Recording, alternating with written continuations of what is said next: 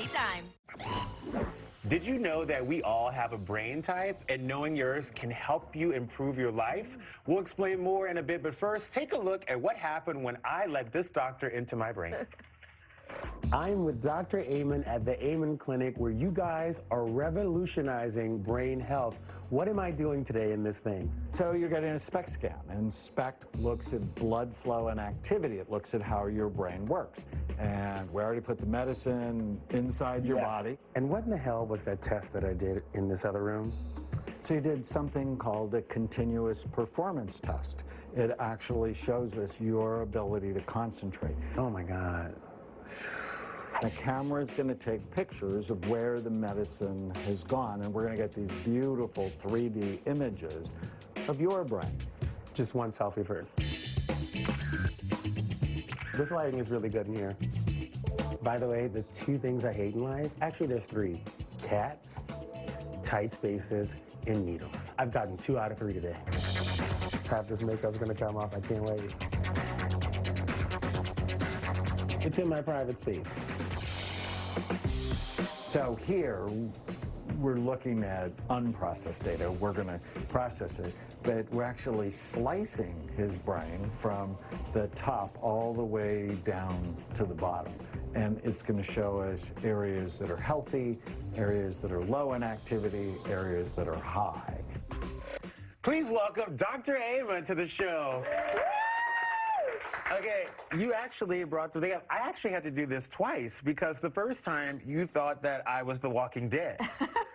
Yeah, it was terrible. It was terrible. Oh my God, it was horrible. But I was sleep deprived. I had all this caffeine. I hadn't eaten that morning. I was sick. There was a lot of variables, but there were two different, like my brain was, you were scared. Let's take a look at the first one and let's take a look at the second one.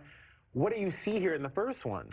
So SPECT looks at blood flow, and what we see, especially in the bottom images, is really low blood flow. So the holes, you don't have holes in your brain, but that means less blood flow than is healthy. And so you saw me look at the scan and you're like, whoa, that's not good. Yeah. And I'm like, why? Yes. You know, it's like a drug addict, you got hit by a truck, why does it look so bad? And then you told me you didn't sleep at all. At all. The night before.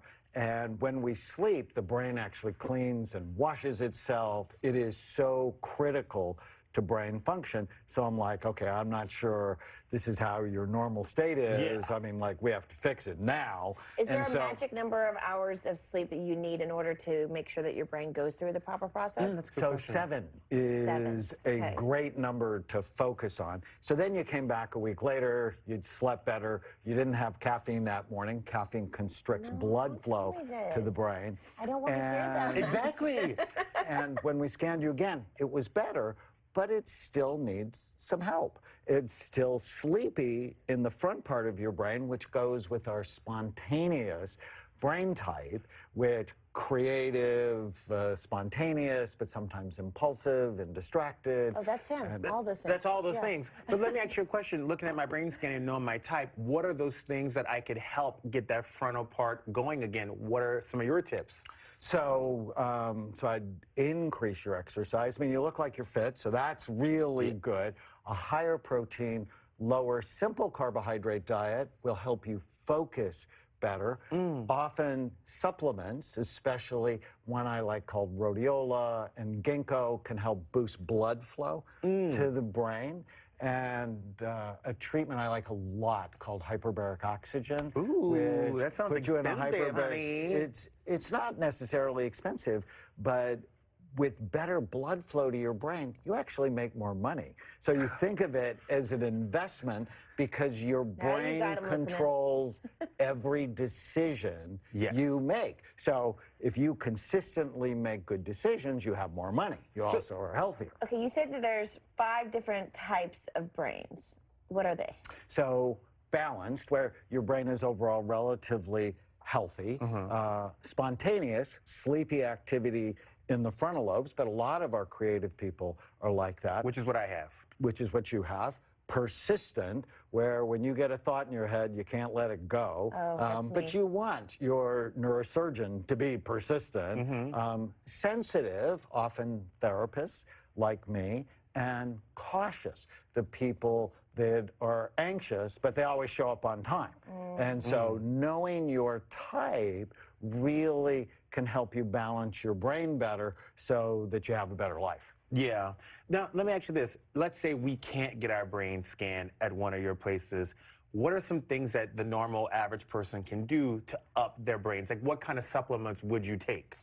So brain health is really three things. One, you have to care about it. Nobody cares about their brain because, unlike you, they can't see it. Yeah. Now that you see it, I hope you get this thing I call brain envy, where you want it better, Yes. right? And then two, you have to avoid anything that hurts it. So drugs, alcohol, marijuana is not going green. Alcohol is not a health food. And not being overweight. I published 2 studies that says your weight goes up. The actual physical size and function of your brain goes down. So really care about that. So avoid things that hurt it and then do things that help it. Multiple vitamin, fish oil, supplements like ginkgo, magnesium can be really helpful. Eating in a healthy way, lots of vegetables can be really helpful. I have so many more questions for you. Can you stick around with us for a minute? Yay. Perfect. We'll be right back with more with Dr. Amen. This is crazy. And this is